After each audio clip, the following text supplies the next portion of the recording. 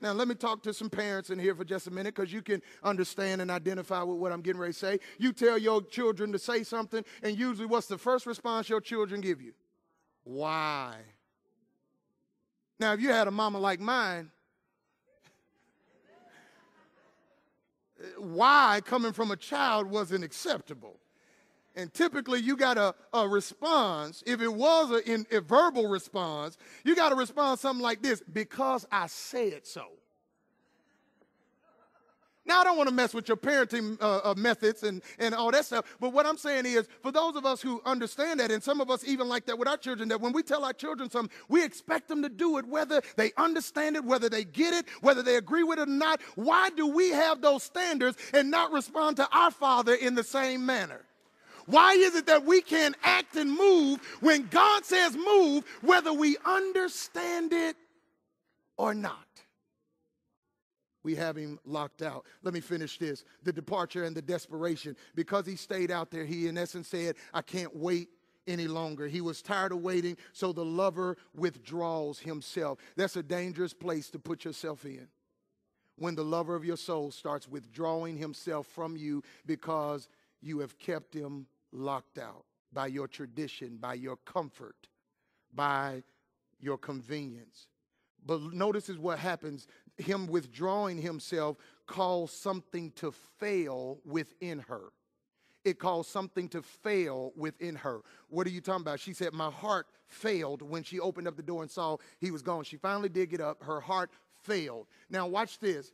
I'm going to bless you with this. If you get it in your spirit, it will change the rest of your life. You need to understand that failure sometimes is your biggest motivator. Failure is your biggest motivator. What do you mean by that? Well, if you drive a car, in your dashboard, there's some red lights in the dashboard, right?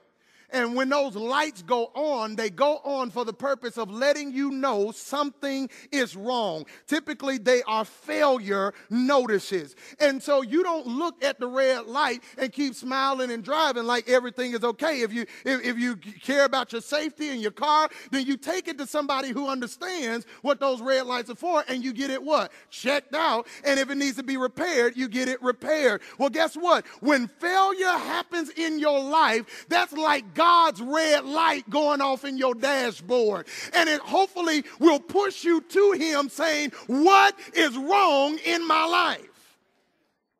Failure doesn't always mean I just need to try harder. Failure doesn't mean I need to go about it at a different angle. Sometimes failure means God is not in that, and you need to reassess where he is.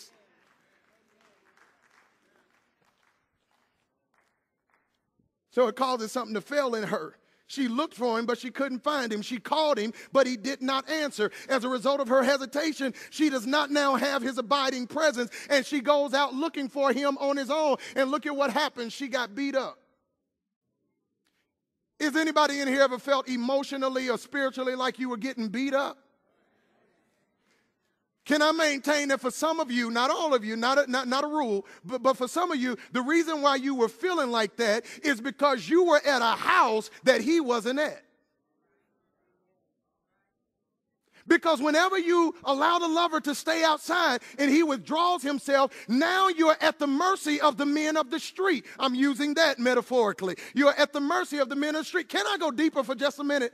Because watch this. Look at who she said beat her up. The watchman. Now, if you know your history, do you not know that the watchman would have been Hebrew priest? In other words, because now I don't have my lover, the preacher hurt my feelings. Oh, I wish I had a church right there. Because I don't have the lover of my soul, the pastors offended me. So now I got to find another church because Pastor John didn't do what I thought he should have done. He didn't handle it the way I thought he should have handled it. So let me go off to the next place because the watchman beat me up. That would have never been an issue had you had the lover of your soul. Because men can't hurt you when your man is with you. Felt something right there.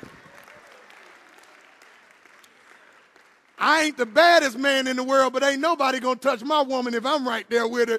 You got another thing coming to think I'm just gonna stand by and let you do whatever you want to do. That ain't gonna happen. I ain't been saved all my life, y'all. Come on, help me somebody.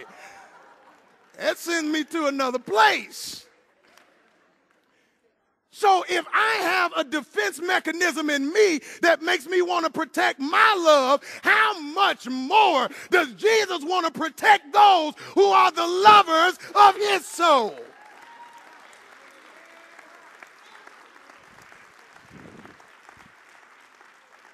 So if you're getting beat up by people, beat up by churches, beat up by pastors, beat up by this, maybe you might want to ask yourself, am I abiding with my lover?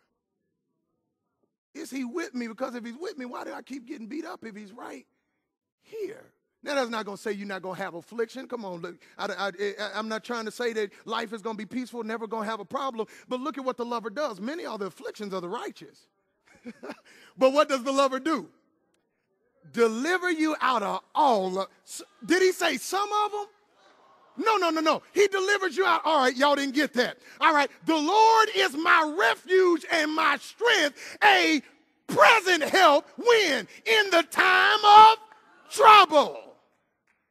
And in his pavilion, he will hide me. That's what the lover does. Which means anything that gets to you had to go through him. All right. So this now creates a desperation in her because he's not there. And can I tell you something? God will sometimes lift his hand off of your life. He will lift his hand off of a church. He will lift his hand off of a community, off of a city. He will lift his hand off of a nation to prove to you what was in your heart. What are you talking about? Well, I'm serving the Lord with all my heart. I'm giving my tithes. I'm going to church. I'm serving in ministry. I'm doing this. I'm blessing people. But will you continue to do that when the Lord backs up and you can't find him? Because if the Lord backs up and you can't find him and now what you were doing stopped, it really says that you didn't do it out of love. It was manipulation. Because you were hoping that what you did kept him there. That's why so many problems in marriages today, because people are getting married for the wrong reason. I love her because she completes me. I love him because he's a great provider. I love her because she's beautiful. I love him because he's so this. What happens when all that stops? Do I have a real church to preach to right now? He's a great provider. Well, what if he gets laid off? Will you still rub his feet like you was when he was making money? Well, she's so beautiful. Well, when that 16-ounce turns into a 2-liter, will she still be beautiful? I feel like preaching right now. Is she still beautiful? Do you still love her? And I maintain that we hook up with God for the same reasons that we hook up with other people. We don't hook up because of who he is. We hook up because of what's in his hand. So the question becomes, when he starts taking away, when his hand is withdrawal, will you still love him just the same? Will you still serve him just the same? I got a person in the Bible that God did that to, is Hezekiah. And you'll read in 2 Chronicles 32:31, the Bible said that God left him so that he could prove what was in his heart. Because you don't really see who you are until God is gone. What do you mean? Because as long as he's there, his love covers a multitude of your sins. So you thought you were all right. That was just because he was there. But it's when he withdraws himself that you see who you really are. When he's gone, do you still have the same desperation as you had when he was there pouring out blessings? When he was manifesting himself in mighty ways. Sometimes not having him will be the motivation to have him. So she was unsettled about not having him.